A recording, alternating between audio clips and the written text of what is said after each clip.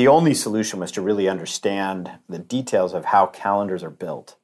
And that's when I first got the idea that, maybe there's a better way here. Because as I got into the details of this, I was horrified to learn that the calendaring views that you see, particularly in Microsoft Outlook, are basically just a collection of emails. This week, I had the pleasure of speaking to Tim Campos, former CIO of Facebook and founder of Woven, a calendar that actually accounts for your life and your free time. We talk about his experience at Facebook and how it led him to the idea of creating Woven, stats on how people spend their time and schedule meetings, and more. If you want some incredible insights into how people manage their time, this episode is for you. But first, let's go to a word from our sponsors. This episode is brought to you by our friends at Ahoy, the easiest way to increase customer engagement on your WordPress site. Install Ahoy, create a message box, configure where to display it, and start seeing conversions come in. You can create messages for cart abandonment, upsells and cross-sells, custom support, and so much more. Ahoy's flexible conditions let you choose exactly where and when you want your message to be displayed. I've recently installed it on my own WooCommerce site, and I've already seen increased engagement. And I know this because of Ahoy's powerful analytics and reporting. You will see ROI within days of installing Ahoy, if not sooner. And that's even more true for listeners of How I Built It. You can get an exclusive 20% discount on any plan. Visit useahoy.com/howibuiltit and use the code HowIBuiltIt at checkout. That's useahoy.com, USEAHOY, useahoy.com/howibuiltit, and the discount code HowIBuiltIt. Use those today. Increase your engagement and sales on your WordPress site. Thanks to Ahoy for their support of this show. Hey everybody, and welcome to another episode of How I Built It, the podcast that asks, how did you build that? Today, my guest is Tim Campos. He is the founder and CEO of Woven. He's also a software engineer and former CIO of Facebook. Tim, thanks for joining me today. Oh, it's great to be here. Thanks for having me. Oh, not a problem. I'm excited to talk to you. It sounds like you've got a wide range of experience, and I'm excited to kind of dive into that. But first, let's start off with who you are and what you currently do. Awesome. Well, as you mentioned, I'm the founder and CEO of a company named Woven. Woven is an intelligent calendar that we built in an effort to reimagine what calendars can do to basically help all of us spend time on what matters most. And we do that by changing how the calendar is built. Most calendars, all calendars, are built on top of email, and Woven is built in a very different way, which allows us to take calendar events and interconnect them with the things that we spend time on, whether that's documents or issues or absolutely other people. So our long-term vision is to help people spend time on what matters most to them. That's fantastic. And, calendars, I feel like calendars and emails are like apps and nuts that people have been trying to crack since like the nexus of time. So I'm always interested to hear about kind of how things are reimagined, because even like today, managing calendars is difficult, even with all these other tools to help us like convert time zones and get people on the same page. So it's interesting to see products like that out in the wild. Yeah, if you let's start with email real quick. Yeah. I mean, what's wrong with email? And in many respects, what's wrong with email is the premise from the beginning. It is the electronic memoranda. And it came of age at a time when computers were used to automate paper-based processes. With time, as you have a whole generation of people who grew up with technology, the memoranda is not the right way to communicate with each other. That's why we have text messaging. It's why we have Facebook. It's why we have WhatsApp. It's why we have Slack and other technologies that you couldn't do on paper. And so email has largely been reimagined by moving off of it and using other technologies. calendars are a little bit different because they pertain to this issue of time. Right? And time is, we all have time. We all have the same amount of time. There's only 24 hours in a day, and it doesn't matter, who you are and what you do. You and I have the exact same amount of time today. And but what the calendar suffers from is based on how it's built. So it's, first off, it's a feature of a suite. So it doesn't get a lot of love from companies like Microsoft and Google. So just by existing, Woven helps with that because this is all we think about. We're just 100% focused on making the calendar better. But second, there's a lot of things about calendars that are just wrong. So most of us have a little bit of our time in Google.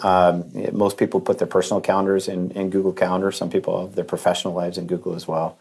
And Google has lots of different calendars. Well, for every single calendar, there's another 24 hours in your day, except there isn't. If I have 3 calendars, that doesn't mean there's 72 hours for me today. It means I just have 72 hours of time I have to administer. And that creates a lot of work for people. Woven understands that even though I might have a work calendar and a personal calendar, there's only one of me.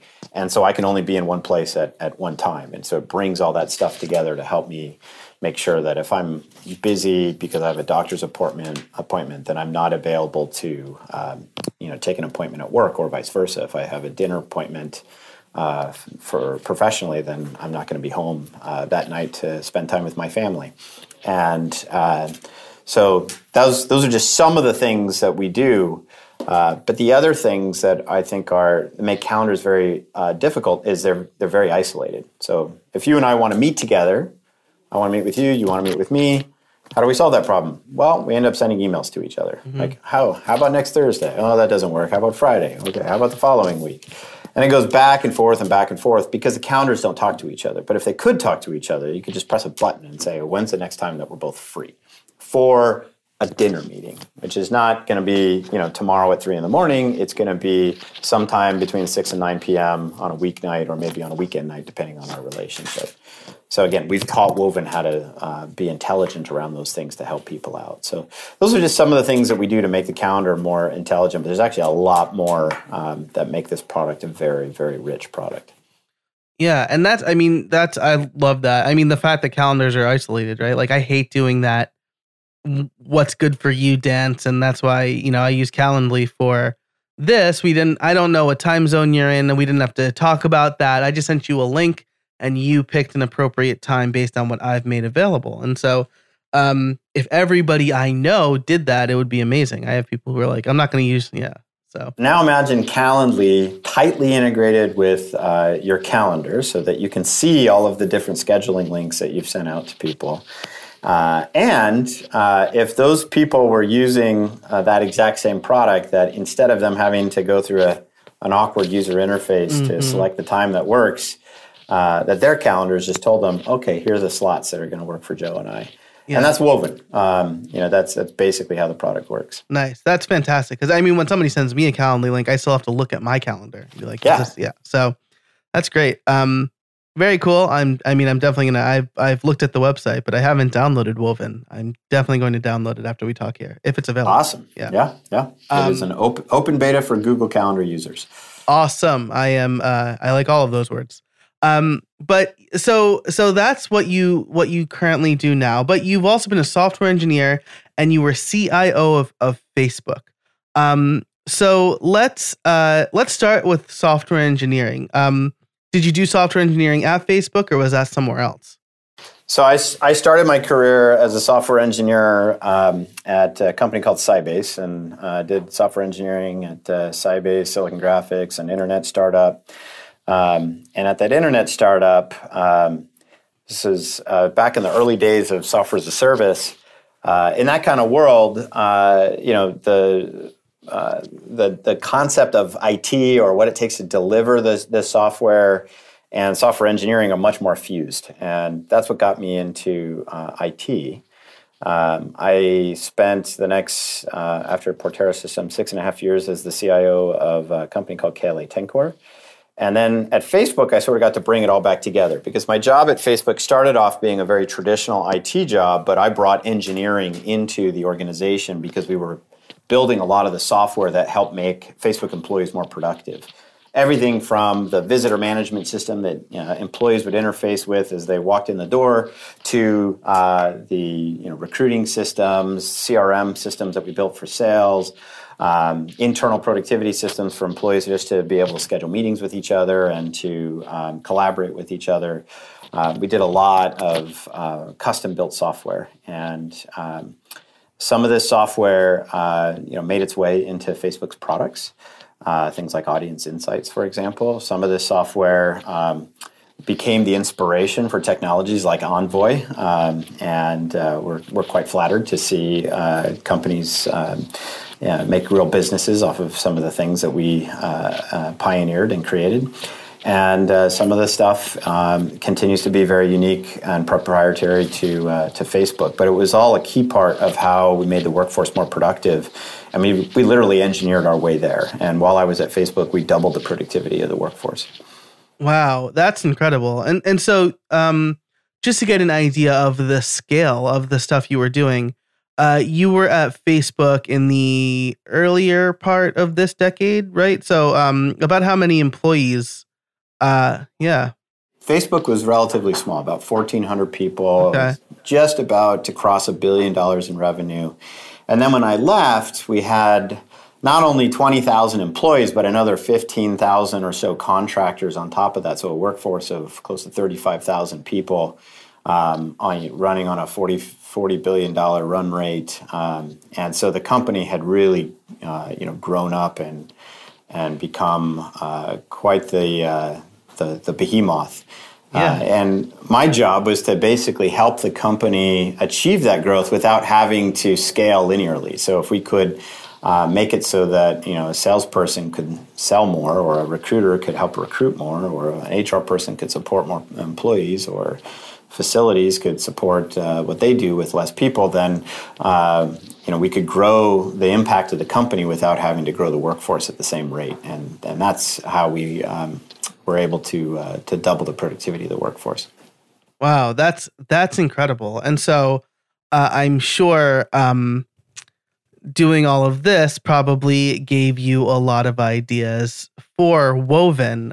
So let's start, let's talk about that now, right? So how did your experience as CIO of Facebook kind of give you this this insight into how you felt Woven should work? Is it just you, or did you have a co-founder too? What's kind of the origin story of Woven? Sure. So I have a co-founder who was also at Facebook while I was there, but the story starts actually almost 2 weeks into my tenure at Facebook, where one of the first problems that I was faced was a company was having a lot of trouble keeping the calendaring system functioning properly. And literally 2 weeks in, I was called to Zuck's desk by his EA, and I was really excited to have this conversation with Zuck, only to find when I got there that it was just me and not only his EA, but several of the others who were yelling at me about all the problems that they were having with the calendaring system. Events that would just disappear, conference rooms that would get double booked, things that were both embarrassing for them and real productivity drains for not only them, but the people that they supported. And to solve this, you have to put yourself back in the time. This is 2010. Facebook was running Exchange at the time. It had a workforce that had a lot of Apple devices, and that was not a very healthy combination. It was also not a combination that we were going to change. So the only solution was to really understand the details of how calendars are built. And that's when I first got the idea that maybe there's a better way here. Because as I got into the details of this, I was horrified to learn that the calendaring views that you see, particularly in Microsoft Outlook, are basically just a collection of emails and special emails. But a calendar invite is just a specially formatted email. And Microsoft Outlook would just collect all these things and then present them to you in what we see as a calendar. And one of the worst parts about that is if somebody makes a change to a calendar event and doesn't tell you about it, well, then you don't know about it. If they don't send you the email, you don't know. And whether you are a person or a conference room, this is the source of just a tremendous amount of pain. And so we were able to work through this stuff But it also gave birth to some ideas of maybe there's a better way to manage this kind of information. Already for Facebook, there was a lot of demand for tools that it would be better if they knew when employees were busy or when resources were busy. When we moved to Menlo Park, we have these really beautiful giant touchscreen displays that show you where people sit and also where the different conference rooms are. And they're wayfinders. They help you find your way within the campus. And part of what they were designed to do is to help you find a free conference room if you're trying to do a one-on-one with somebody. And we needed to get that information out of the calendar. Is a conference room free or busy? Well, it turns out that wasn't easy at the time to get that data. So we built what was a wrapper around Exchange, very similar to what Woven is to Gmail and Office 365, to support that. And that same wrapper gave us the ability to do a bunch of other really sophisticated things. For example, Facebook does a lot of interviews, a lot of software engineering interviews. And a software engineering interview is at least 4 people and the candidate, obviously. And of course, you're going to have conference rooms for all this. At the time, in fact, still to this day, Facebook does well over 100,000 software engineering interviews a year. That's a lot of things to coordinate, more than can be done by people. So we built systems that would take the availability of candidates, availability of panelists, availability of conference rooms, and sort of mash all that stuff and come up with what the ideal scheduling plan would be for a candidate to help a scheduler get things done quickly and more efficiently. And we've just found more and more different opportunities to solve problems using calendar data. And that's what ultimately gave birth to the idea that, maybe we should go do this for other people and not just for Facebook. And that's when my co-founder and I left the company to create what Woven is. You left around like 2016, is that right? Yes. Yeah, okay. We left at the end of 2016. Okay. So right after the election, no relation to our choice of departure, although it turned out to be a good one. Yeah, and, just going to say good timing. Immediately started, focusing on fundraising for the company and created Woven right away and closed our seed financing a few months later and hired our first employee. And that was May of 2017. This episode is brought to you by Pantheon. Starting a new project? Looking for a better hosting platform? Pantheon is an integrated set of tools to build, launch, and run websites. Get high-performance hosting for your WordPress sites, plus a comprehensive toolkit to supercharge your team and help you launch faster. On Pantheon, you get expert support from real developers, best-in-class security, and the most innovative technology to host and manage your websites. You can sign up a new site in minutes with a free account. You only pay when it goes live. That is my second favorite feature to Pantheon, only to the easy ability to create dev, staging, and live servers and push to GitHub.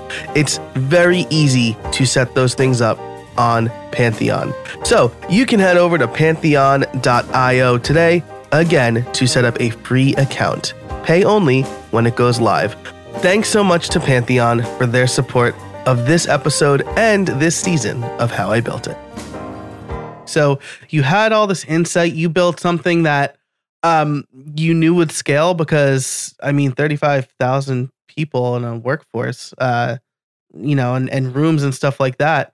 Let's get into the kind of the nitty gritty, the title question, right? How did you build this first version of Woven? You mentioned that Facebook was using Exchange at the time.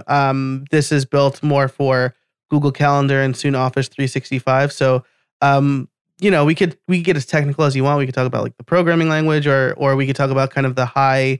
We built a wrapper around Google Calendar, and this is how we're doing this. So there's a lot of Woven that was inspired by Facebook. Facebook had a phenomenal environment for building products, whether you're talking about the products that everybody knows and loves, like Instagram and Facebook Messenger, or internal products that most people aren't aware of, but employees use every single day. And that's all built on top of a set of technologies, a set of services that are largely common across all of these different products that run on scalable infrastructure that is abstracts a lot of things from the software engineer. And Facebook, a lot of those ideas made their way into Woven. So Facebook is built on a graph and has a very rich graph engine. And that graph engine manages entities and relationships between those entities. In the case of Facebook, you're talking about people and their friendships or photographs and likes and Facebook pages and addresses that you might check in at. Those are all different examples of entities and the relationships that you have.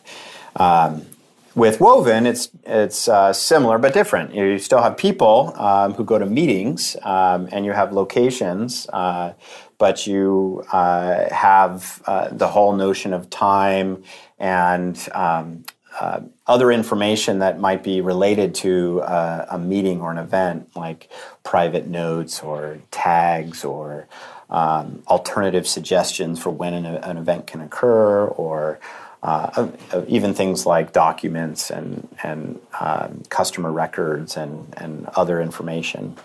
So all that's managed in a graph engine, so very much inspired by Facebook. We replicated a lot of the ideas on how Facebook does continuous integration. So the Facebook site is pushed multiple times a day. You don't have, even though there's, I can't say exactly how many servers, and probably wouldn't even know it at today's day and age, but it's a lot, let's put it that way. So it's just not possible for that to be a human administered. So you have a lot of technology and automation that handles the replication of software through the environment. And we started with that same idea. So Woven is built on an infrastructure that allows us to push changes into staging environments as soon as they're coded. And then we can test that. And today we do it twice a week. We could do it as frequently as we want or as infrequently as we want. But to push from our staging environment to production is a very simple process. If we ever have any problems, it's very easy for us to roll back. We have multiple environments to test and verify that everything is working. And a lot of automation in here, automated tests to make sure that code changes are ready to be merged into the master branch, a lot of tests to ensure that environments are ready to promote from testing to staging to production.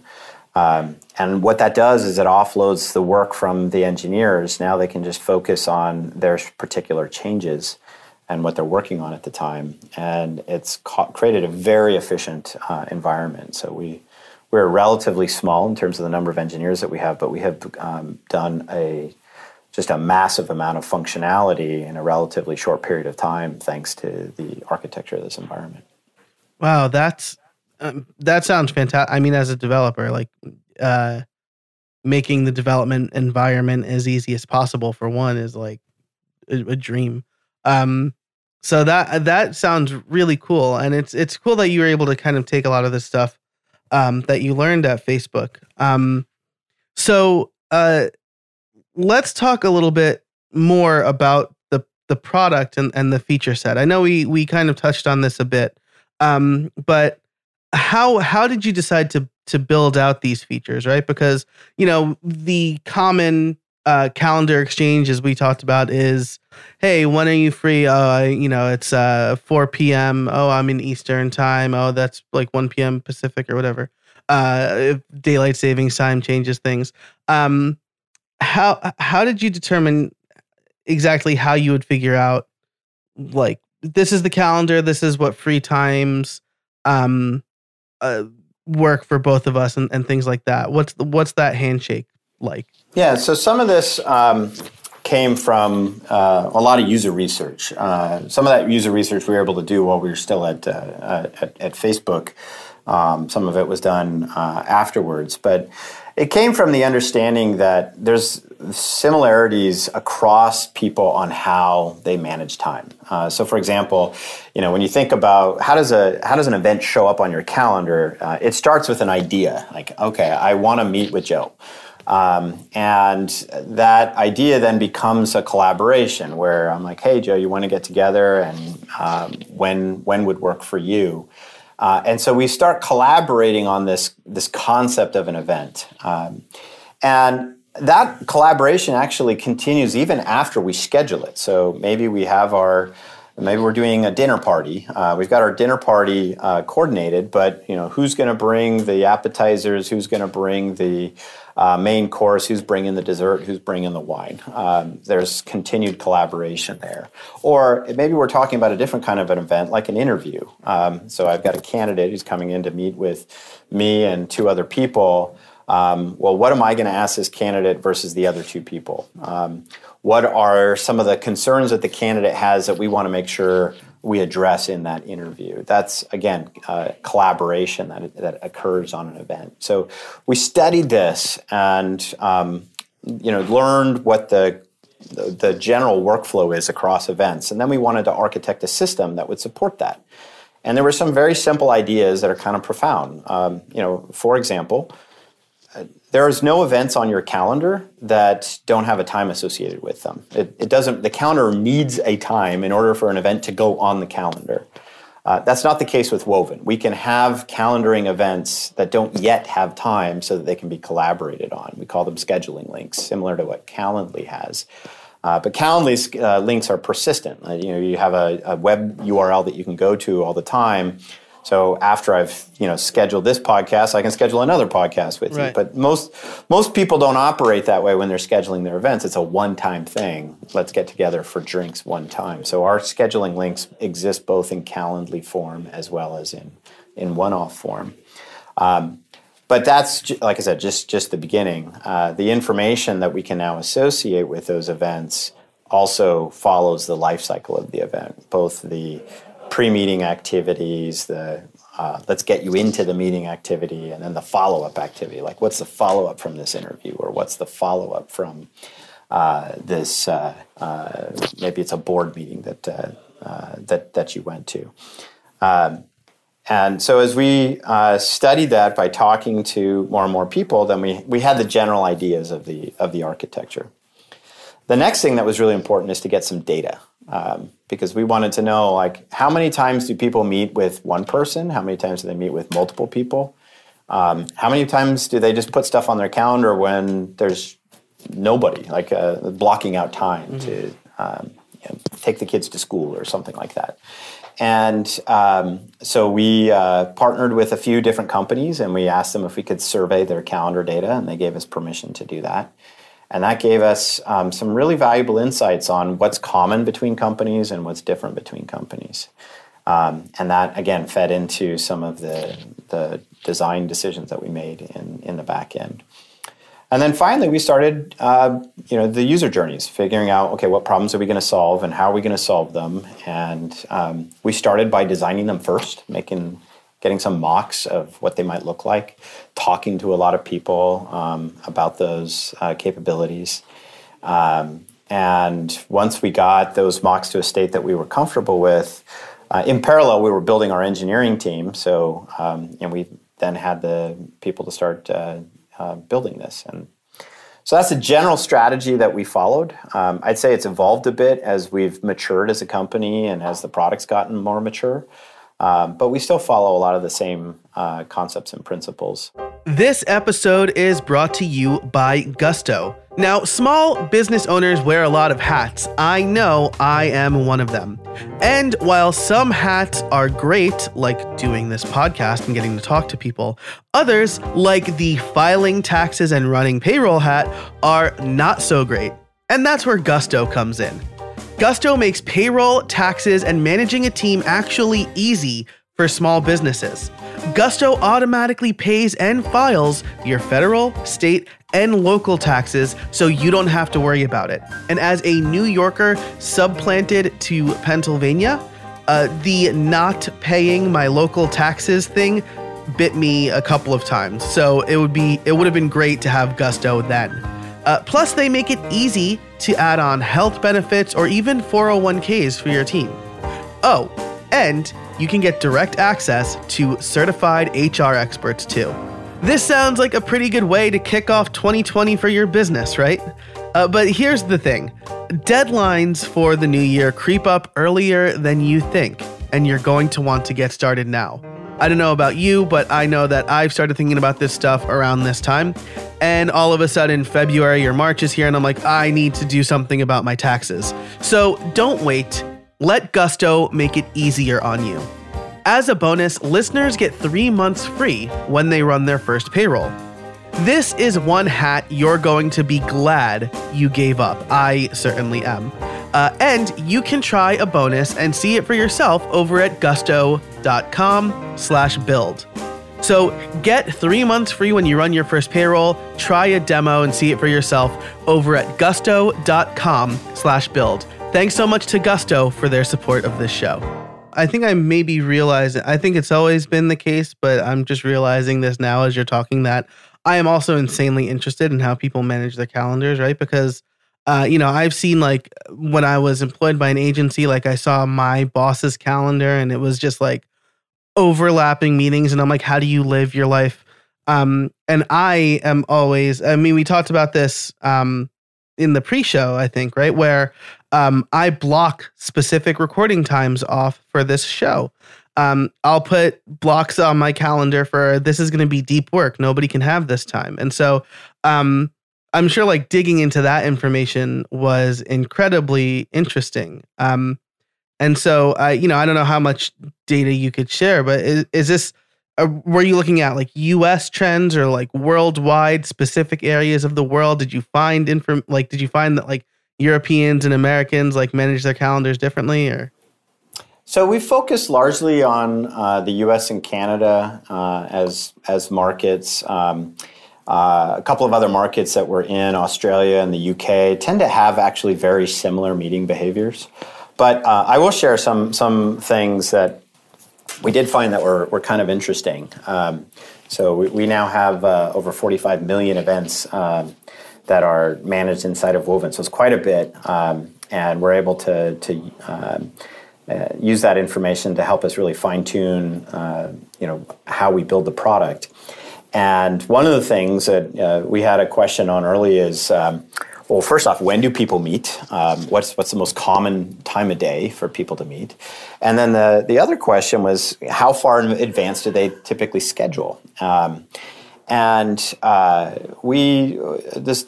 Originally debating, is a 7 a.m. meeting very common?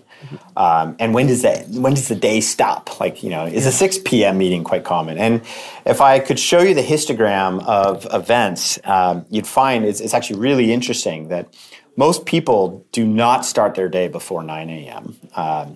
There's a few that start their day at 8, and a very small percentage that start their day at 7. But it's a quite tall spike between 6 a.m. and 10 a.m. on when meetings really start to occur. And 10 a.m. is actually the most common spot in the day. That's when people seem to like to meet the most. Then when you get to the end of the day, it falls off in much slower fashion. So there's not the equivalent, okay, it's 5 o'clock and there's no more meetings scheduled for people. Instead, that really extends out into the evening on a very long, slow degradation. So that was one thing that was interesting for us, is how there's not a lot of people who like to use their early morning time, at least from a calendar perspective. And it very much mirrors a personal anecdote that I have, that I like to do my workouts and my maker time early in the morning because I'm the least likely to get interrupted and least likely to have conflicts. And with this data, I could see why, that universally people just generally don't use that time to meet with each other. The second thing that was interesting is, well, how far in advance do people schedule? Is it like 2 weeks in advance? Is it 1 week in advance? Is it a couple days in advance?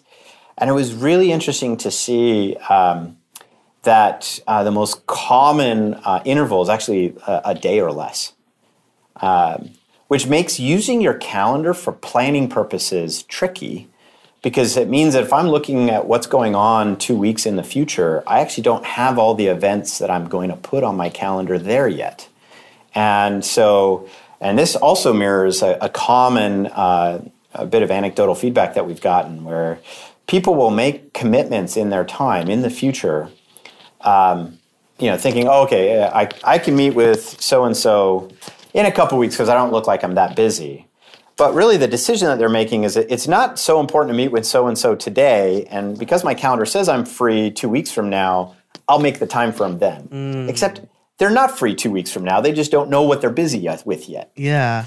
And so if you could build a calendar, a pro forma calendar, how you normally consume your time, you'd have a better understanding of whether or not you actually could take a meeting, and it would help you prioritize better. I've seen for myself, I have a pretty consistent pattern of 26 hours a week of meetings. And no matter what's going on, I have 26 hours of meetings. Sometimes it goes up and down by a few hours, but the average is pretty consistently 26 hours. And so if I start with an idea that I only have 14 hours left for something that I wouldn't normally do, I can answer that question. Does this fit in the 14 hours of time? Do I want to give it to this person? Or would I, maybe that's just an excuse for me to just say I'm not actually interested in spending my time in this way. So just a couple quick anecdotes. There's tons of interesting things that we have learned helping people optimize their time with our product. Yeah, that's insanely interesting. I mean, first of all, 10 a.m. is also the sweet spot for me because from 8 to 10, I like to do my own thing in the office. And then like by 10 o'clock, the coffee is kicked in. 10 or 11, right? Because 11's like right before lunch. And so like I'm probably not getting any deep work done. But then like how far in advance do they schedule?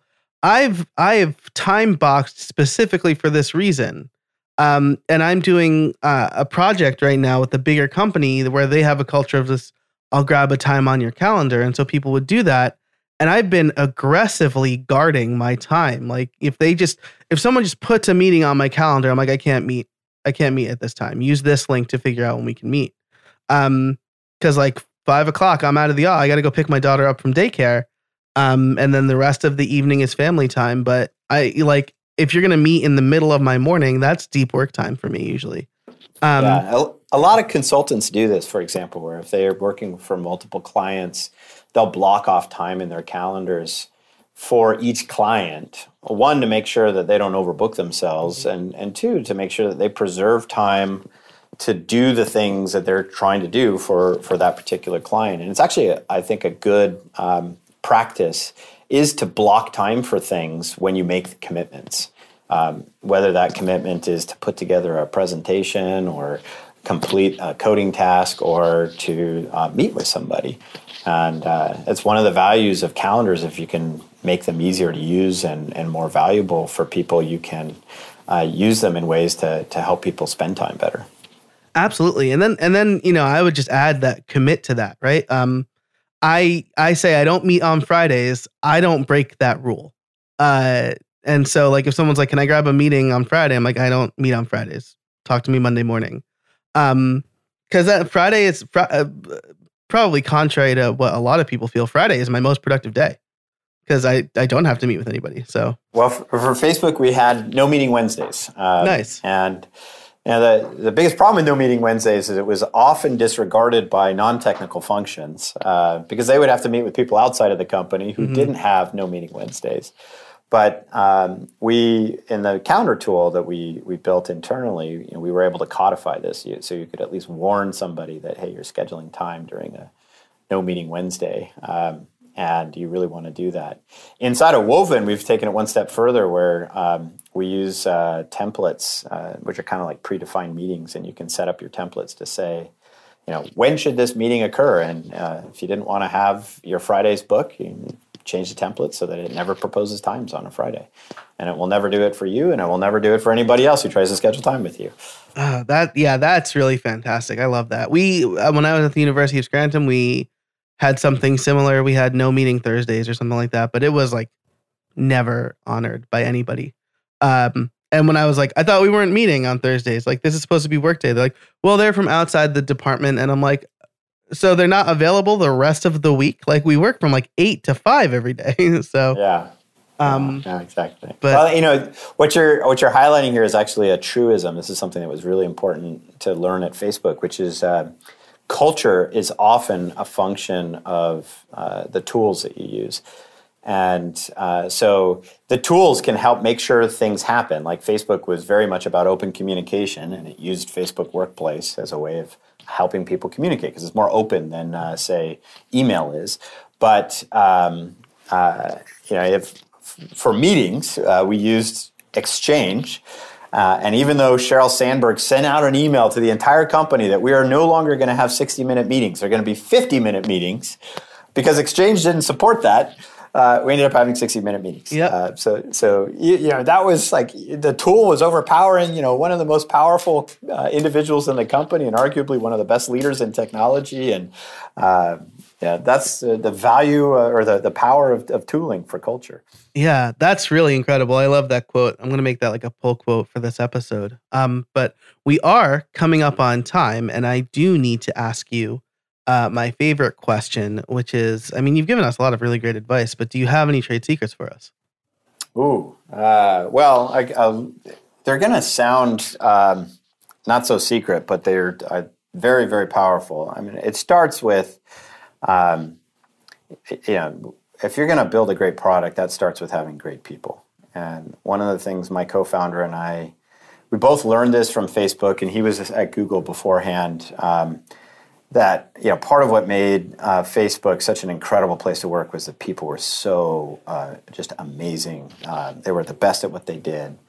And that wasn't by accident. The company was very deliberate about hiring. And so we've been very deliberate about hiring. And if I were to go back through my entire career and highlight my greatest successes and my biggest failures, they've all related to whether or not I stuck it out for the right person in a role. And when I compromised and made shortcuts, it usually cost me. And when I stuck to my guns and went for the right person, even if that took a little bit longer than I wanted, it always paid off. And so people really make a big, big difference.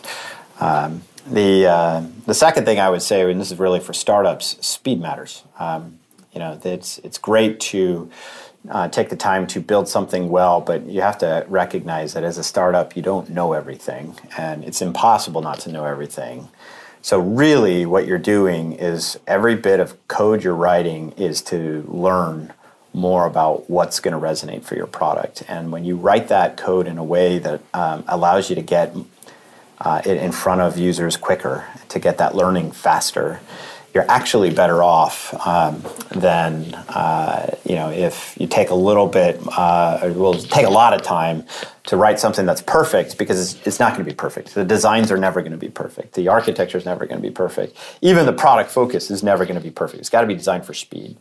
And it's a very relevant learning for us on a principle that Facebook had of move fast and break things. That moving fast part, especially in the early days of a company, is really, really valuable.